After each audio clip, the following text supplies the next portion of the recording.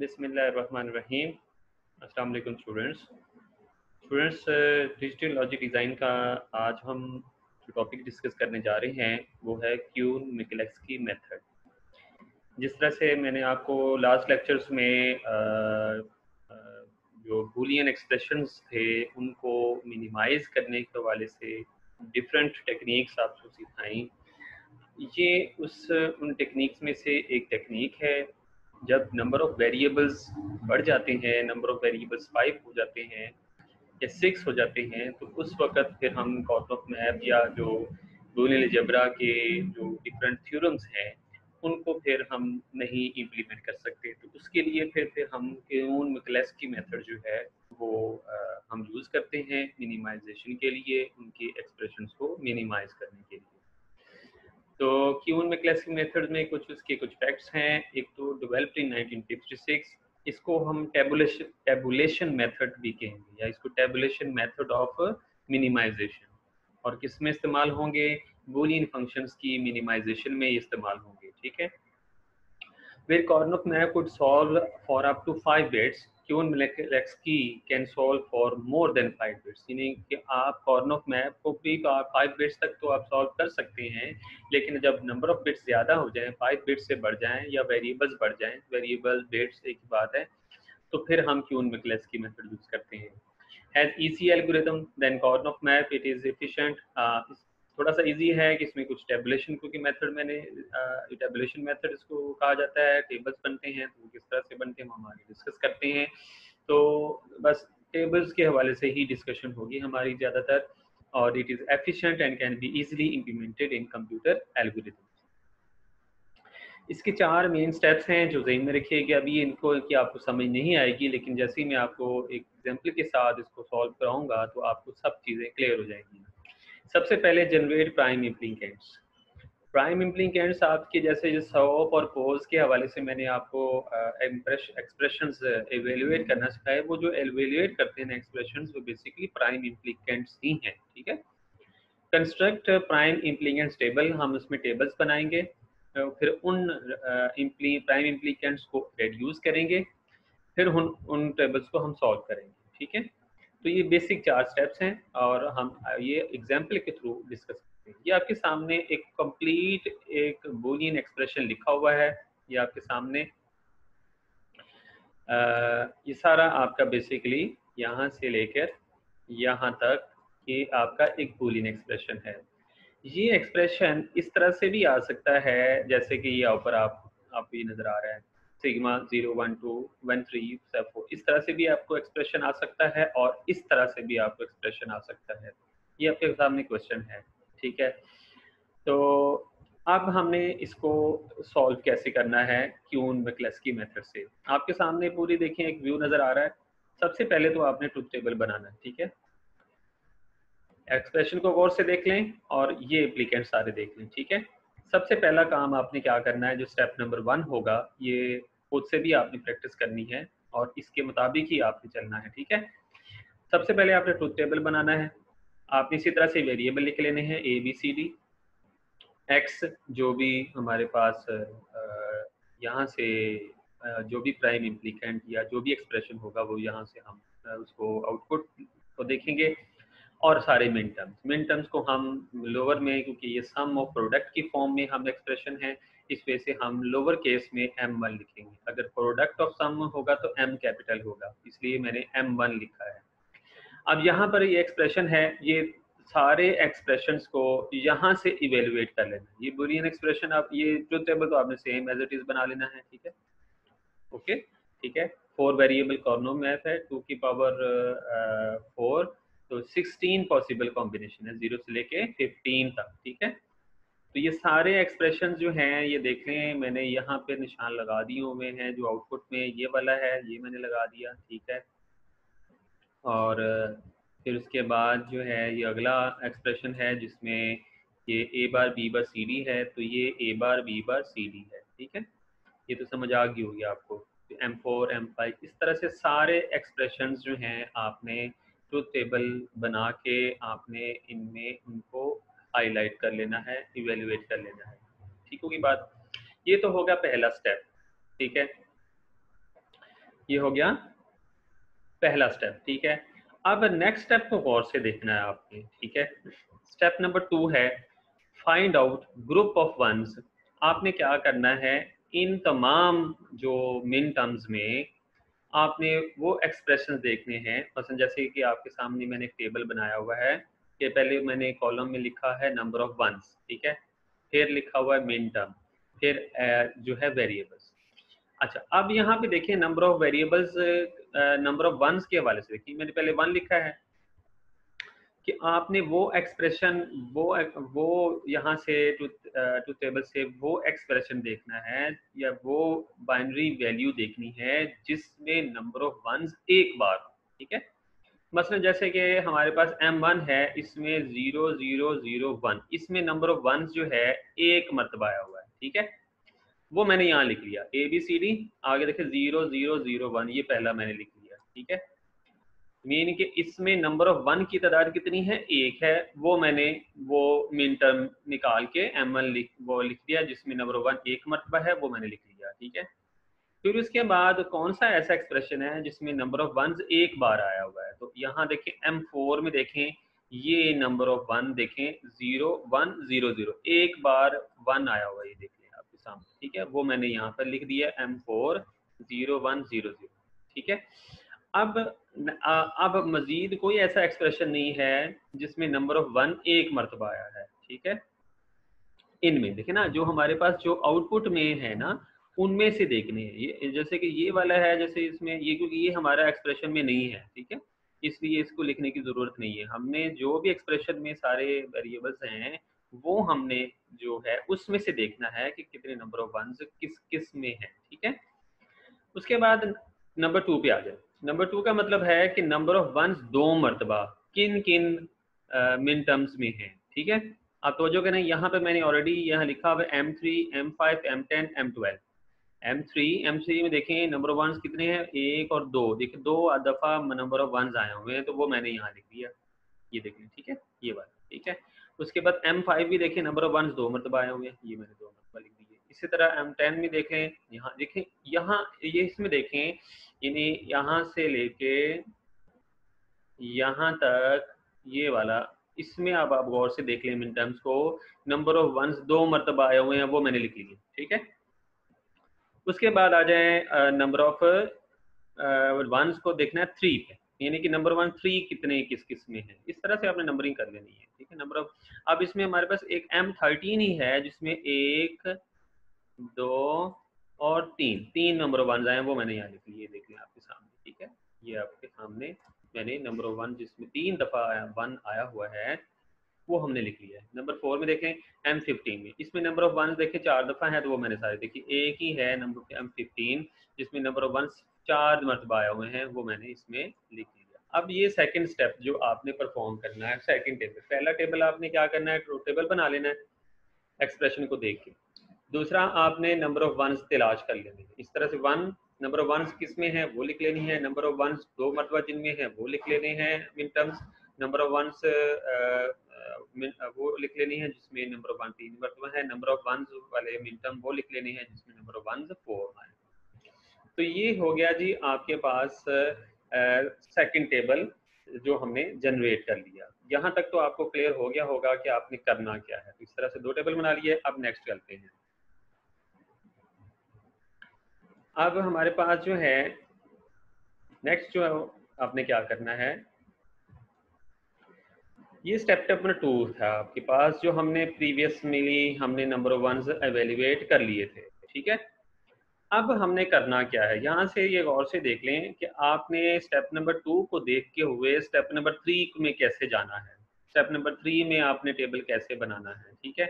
ये ज़रा बस आप समझ लें, बाकी आगे सारी चीज़ें सेम वही वाली हैं, ठीक है।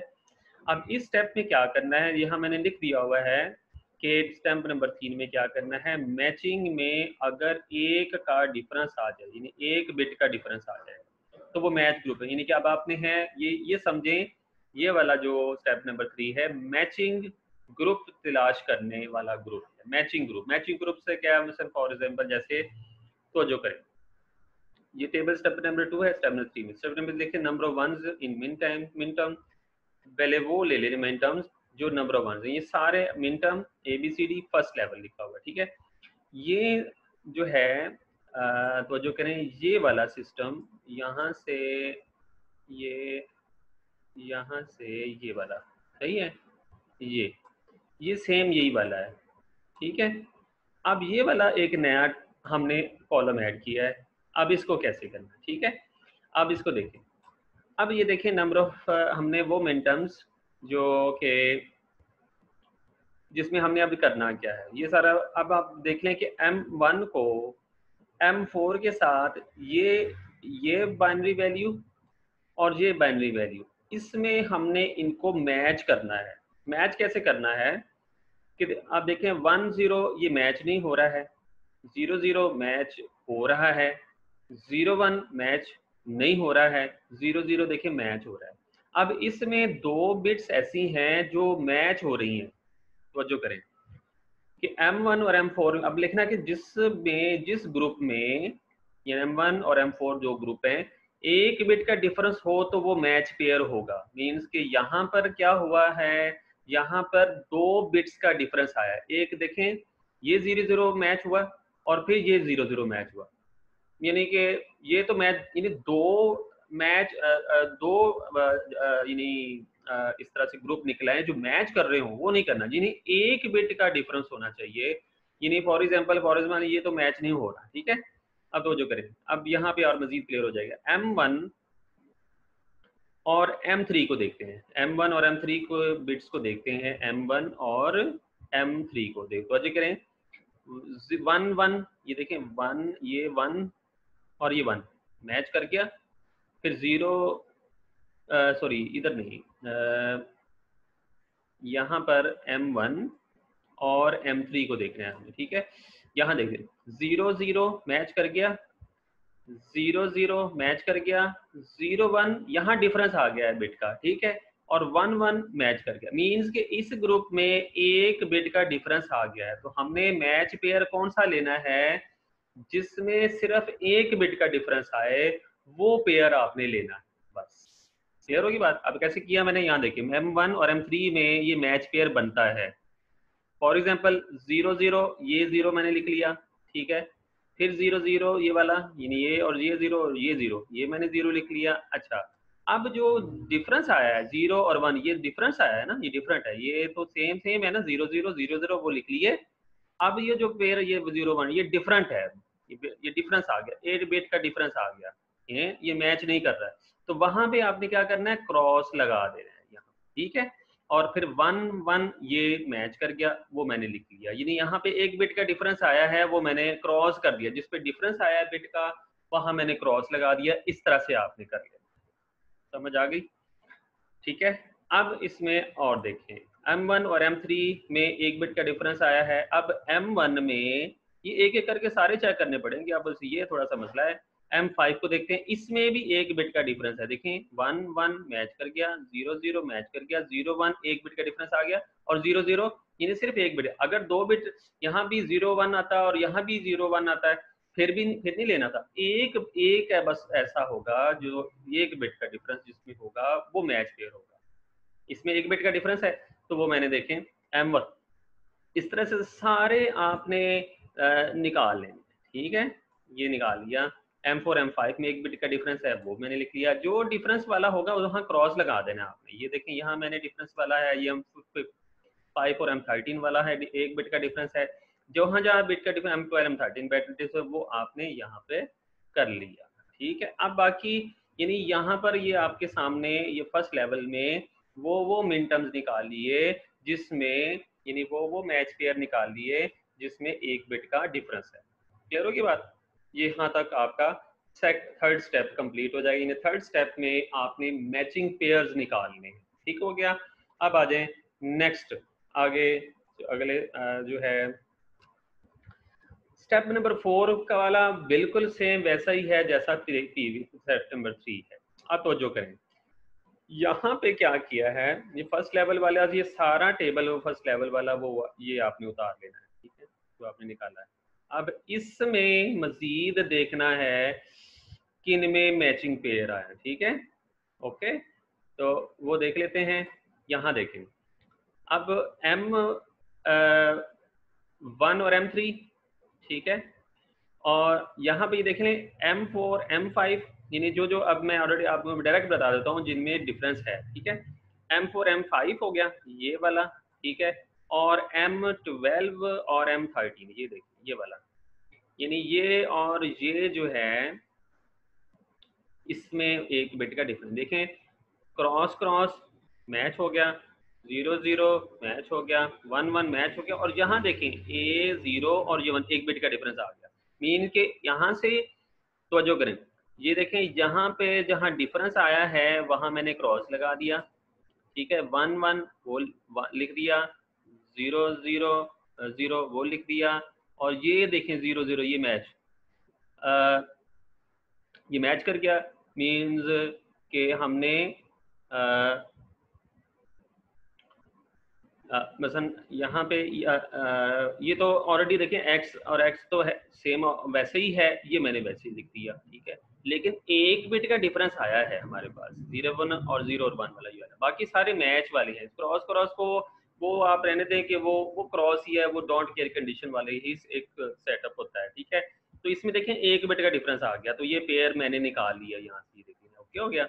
फिर उसके बाद M4 M5 और M13 और M12 जो है वो पेयर निकलता है, वो निकाल लिया। अब हमने जब ये सारे काम कर लेंगे, हमने सारा पेयरिंग निकाल लेंगे, इसके बाद फिर जो रह जाएंगे ना, मतलब जो पेयर रह जाएंगे, मतलब ये रह गया है जो पेयर नहीं बना, ये रह गया है जो पेयर नहीं बना, ठीक है, फिर ये रह गया वो पेयर नहीं बना, और एक ये रह गया, तो वो मैंने एक्सप्रेशन देखें। अब यहाँ पे देखें ये 0 0 क्रॉस और बी है, क्रॉस को तो लिखने की जरूरत नहीं है, ये ए बार बी बार, ये देखें ए बार बी बार, और ये 1 ये डी है, ठीक है ना, ये वाला पहला एक्सप्रेशन निकल आया। दूसरा देखें, यानी सारे जो पेयर निकल आए उसमें जो रह जाए ना, वो फिर आपने यहाँ पे उनका एक्सप्रेशन निकाल लेना।